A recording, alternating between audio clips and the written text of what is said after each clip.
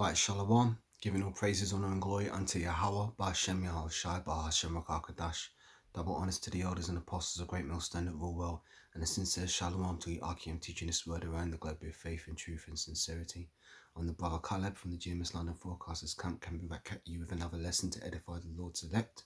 As always, I'd like to start by saying that we are the real Hebrew Israelites. The real Israelites, these so-called Negroes, Latinos, Hispanics, Native Americans, West Indians and West Africans predominantly. However, you are going to get Israelites that do look like the other nations, because Israel as a people has been scattered amongst all people throughout our various captivities. But if your seed line by your forefathers goes back to the land in the Bible that was named Israel, then you too are an Israelite no matter what you may look like, because the book of Numbers, chapter 1 and verse 18 states that your nationality is determined by the lineage of your forefathers. Okay, so what I want to do in this lesson is go into some testimonies of myself and my life and how I came to this truth.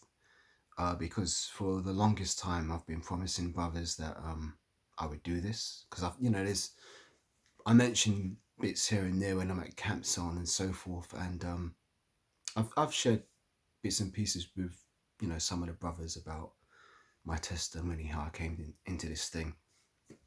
But for the longest time, it's been on my mind to really sit down and go, deep into my testimony, but I just haven't got around to it. And last week at camp, I did make a promise that I said this week I will do it. So in order to honor that promise, here I am right now, putting the camera on and getting ready to go into it. So a few things I'd like to say first before I get into it. Testimonies are important. Every brother in this truth has got a testimony. And that's good. And, there's a precept for that in Revelation, which I'll get in a minute. But I just want to make a point, because the brother pointed this out some time ago, and it's a good point. While testimonies are important, they're very important, the most important thing is to be teaching of Yahushai. So these are good, but your testimony shouldn't come at the expense of your pushing the word generally and doing the work generally, if you know what I mean.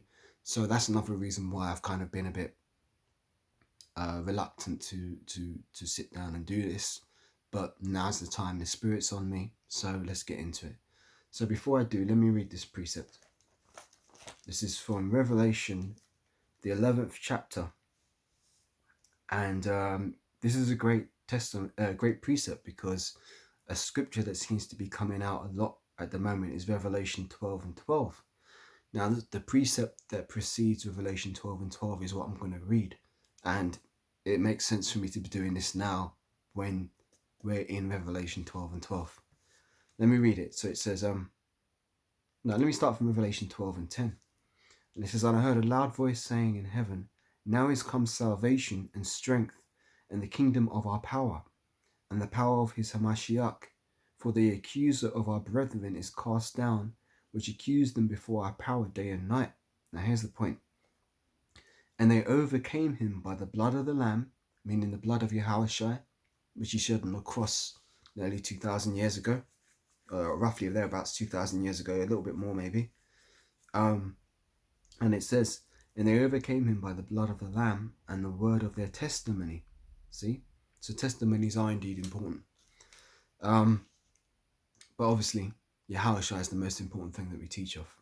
So it says, and they overcame him by the blood of the Lamb and by the word of their testimony, and they loved not their lives unto the death.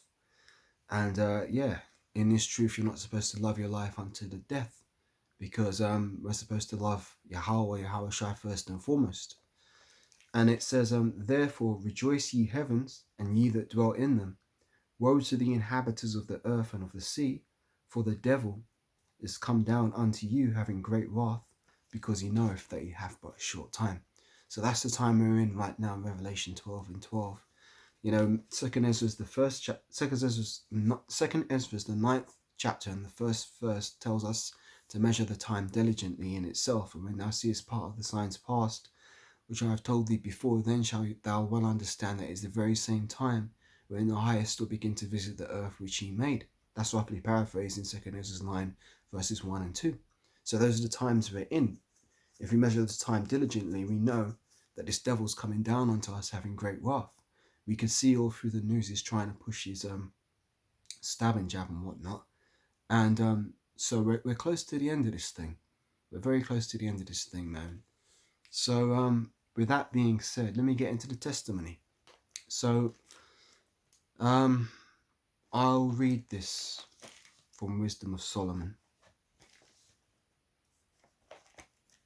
Can it go that precept? This is Wisdom of Solomon,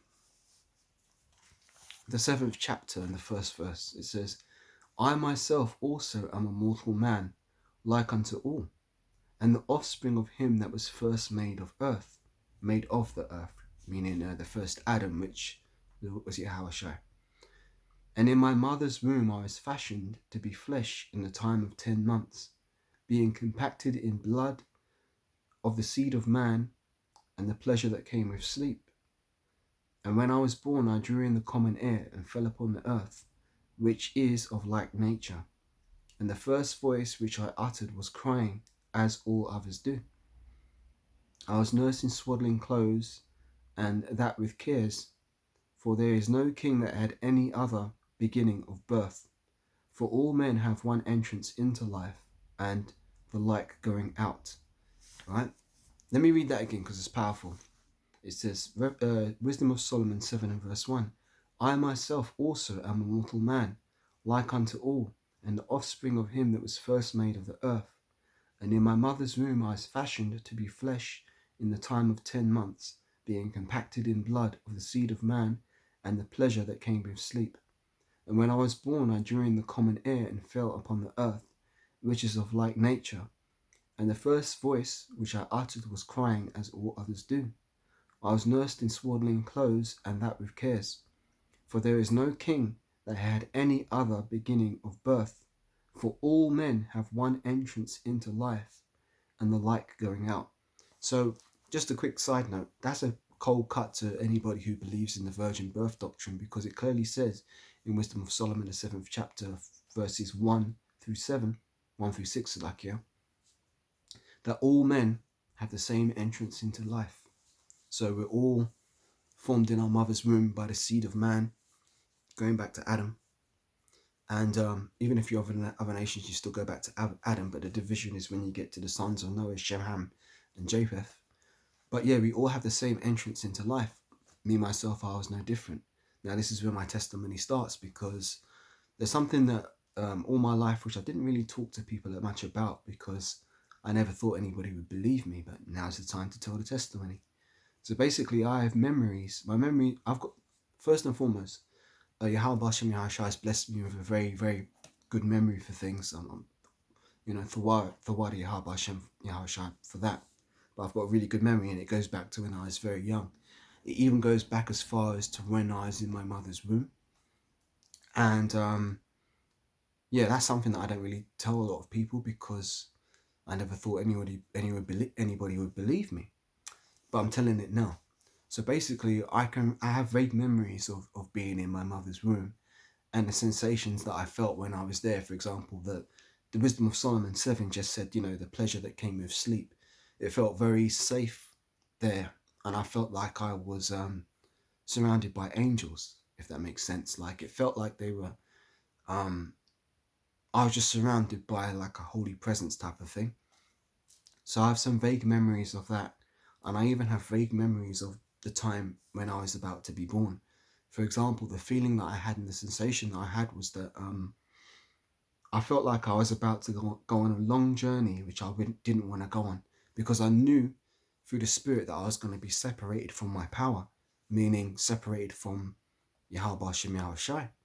That's the feeling I had. Like, for example, the feeling of like, okay, now your bags are packed and you're being sent away on a long journey, and you're not going to see your loved ones again for a very long time. Like, I had the sensation that I was going to forget things. Like, I was going to forget and have to go through a long journey to the point where I eventually remember things, then reconnect to my power. These are the things that I was feeling before I was born. And that sensation of like, I don't want to go, but I know I have to go. So that was really my some of my earliest memories. Now I want to bring out another precept. This is Jeremiah. This is Jeremiah, the first chapter, and verse 4. Jeremiah 1 and verse 4. It says, "Then the word of Yahweh came unto me, saying, Before I formed thee in the belly, I knew thee, and before thou camest forth out of the womb, I sanctified thee, and I ordained thee to be a prophet unto the nations." Let me read that again, because that's powerful. And these are things that I didn't know when I was a young child. I had these memories and sensations, and I've always believed in the Most High. You know, I don't take, I've always believed in God, and I've always believed in the Bible, but I haven't always known this truth. So yeah, when I was born, I forgot. You know, I didn't know the names Yahweh and Yahushua. I didn't come out of the womb prophesying straight away. No, none of that.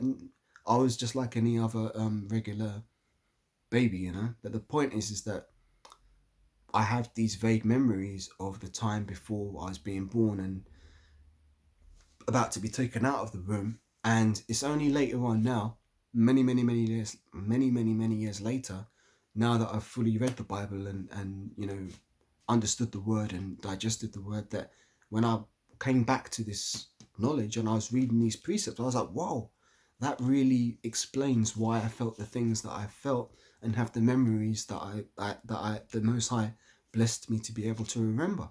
So let's read this again. Jeremiah chapter 1, starting from verse 4. "Then the word of Yahweh came unto me, saying, Before I formed thee in the belly, I knew thee, and before thou camest forth out of the womb, I sanctified thee, and I ordained thee a prophet unto the nations." Okay, so that's Jeremiah, the first chapter, talking about how the Most High told Jeremiah that he knew Jeremiah in the womb. Let me read a quick precept on this point. This is Psalms 58 and verse 3. Psalms 58 and verse 3 says, "The wicked are estranged from the womb. They go astray as soon as they be born, speaking lies." And read that again. The wicked, which is, who are the wicked? Malachi 1 and verse 4. Let's get that. So I'm jumping around, but I want to keep this, although I'm telling a testimony, I want to keep this flowing with precepts and stuff. I don't just want to be talking, you know. Let the word speak.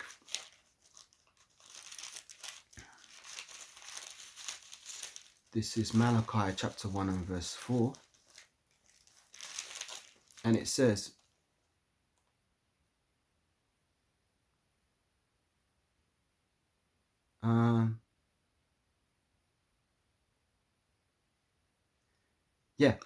"Whereas Edom saith, We are impoverished, but we will return and build the desolate places. Thus saith Yahweh of hosts, They will build, but I will throw down, and they shall call them the border of wickedness." Yep. Now this is this talking about Edom, right? So the Edomites are the wicked. It says, "Whereas Edom saith, We are impoverished, but we will return and build the desolate places. Thus saith Yahweh of hosts, They shall build, but I will throw down, and they shall call them the border of wickedness, and the people against whom Yahweh hath indignation forever." And I'm going to jump back again to Psalms 58 verse 3. "The wicked are estranged from the womb." So the wicked are estranged from the womb, and that basically means that, well, this is an explanation for why many people don't remember, you know, have memories of the womb, because the wicked are estranged from the womb. But Jeremiah says, before I knew thee and formed thee in the womb, I knew thee before I formed thee in the womb. So, you know, that might be an explanation for why I remember certain things that might be an explanation for why I remember certain things about, you know, my time before being born, and the feeling of, you know, being surrounded by the presence of angels and feeling as if I was going to be separated from that, you know, coming into the world. So I can see the time is just running down on this thing. I'm just going to let it run down, and then I'm going to start talking again, because it's just going to about to clip the video.